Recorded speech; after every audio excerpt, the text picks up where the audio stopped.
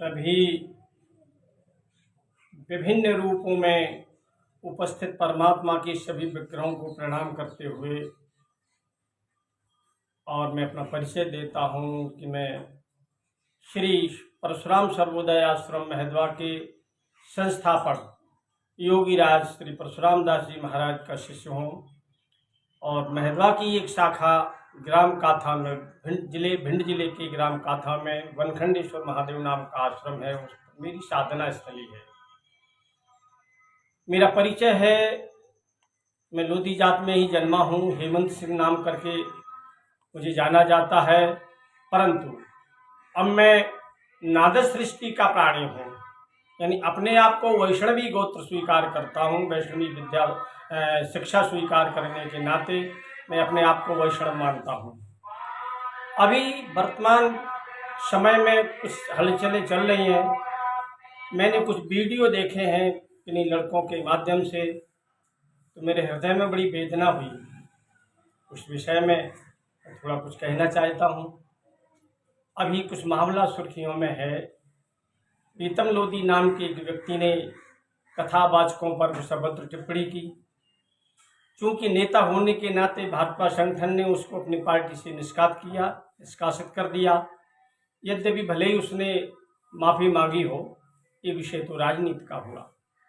इसके बाद बात थमी नहीं, पर वेदना का विषय आगे ये बना कि बागेश्वर धाम के अधिपति आचार्य धीरेन्द्र शास्त्री ने कुछ ऐसा बोला जिससे हम बड़े शक्ति में पड़ गए। आचार्य धीरेन्द्र कहते हैं कि प्रीतम लोधी सनातनी डीएनए नहीं है। मुझे बड़ी तकलीफ हुई। क्यों? मैंने अयोध्या के बड़े मंच पर, लक्ष्मण किला के मंच पर बड़े बड़े भारत के मूर्धन्य विद्वानों संतों को श्रवण किया।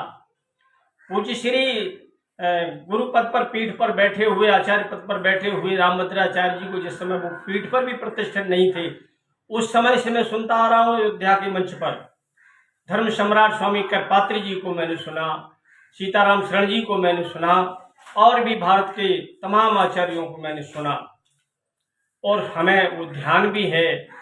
और पूज्य श्री के जो पूर्वज थे, उसी पद पर प्रतिष्ठित परम श्रद्धेय श्री शिवरामाचार्य जी को भी हमने सुना अयोध्या में, तो उनका भी वक्तव्य हमें याद है। और बागेश्वर धाम के अधिपति कहते हैं कि पीतम सनातनी डीएनए नहीं है। भगवान योगेश्वर कृष्ण कहते हैं ममई बान से जीव लोके जीव भूता सनातना, ये जीवात्मा सनातन हमेशा से मेरा ही अंश है। और ईश्वरा सर्वभूतानां हृदय से अर्जुन तिष्ठति, अर्जुन को संबोधित करते हुए कहते सभी प्राणी, मनुष्य मात्र नहीं, सभी प्राणियों के हृदय में ईश्वर का निवास है। और श्री रामचरितमानस में गोस्वामी तुलसीदास जी महाराज राम की बाणी में कहते हैं सब मम प्रिय सब मम उपजाए, सृष्टि के सभी जीव, मनुष्य नहीं, सभी जीव मेरे प्रिय हैं, सभी को हमने ही प्रकट किया है।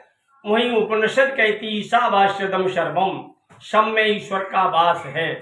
तो ये सब बातें सुनी और पढ़ी और देखी हैं, परंतु ऐसा कहीं किसी आचार्य के द्वारा नहीं सुना गया कि सृष्टि के से कोई जीव सनातनी न हो। सब ईश्वर का ही अंश है, सब में ईश्वर का निवास है, फिर गैर सनातनी कोई कैसे हो सकता है?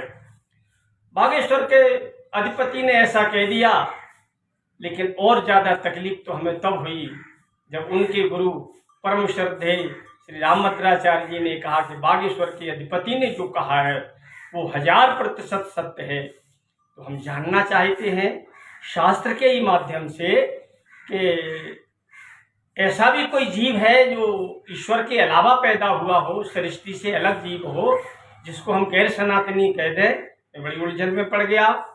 और एक दिन तो बागेश्वर के अधिपति ने एक बात और कही, बड़ी अजीब सी बात, कि मेरी दशानन रावण से बात हुई। मैं बड़ा अचंभे में पड़ गया। दशानन तो त्रेता में राम जी के बाणों के द्वारा मारा गया। अब ये कहो कि आत्मा नहीं मरती है, तो रावण की आत्मा उससे निकल के तासु तेज समान प्रभु आनंद हर्षे देख शंभु चतुरानन, तासु तेज प्रभु वदन समाना, सुरमुनि समय अचंभव माना। ये रावण की चौपाई ये संकेत करती हैं कि वो जय विजय वाली आत्मा हिरण्यकश्यप हिरण्याक्ष के रूप में आई, पुनः रावण कुंभकर्ण के रूप में आई, और 3 जन्मों का ब्राह्मणों का श्राप था, तो तीसरे जन्म में शिशुपाल दंत वक्र के रूप में आई, और यहाँ से शिशुपाल वक्र के मरने के बाद वो आत्मा पार्षद के रूप में होके विराज रही है। अब यदि किसी की बात होती भी है तो पार्षद के रूप में होती।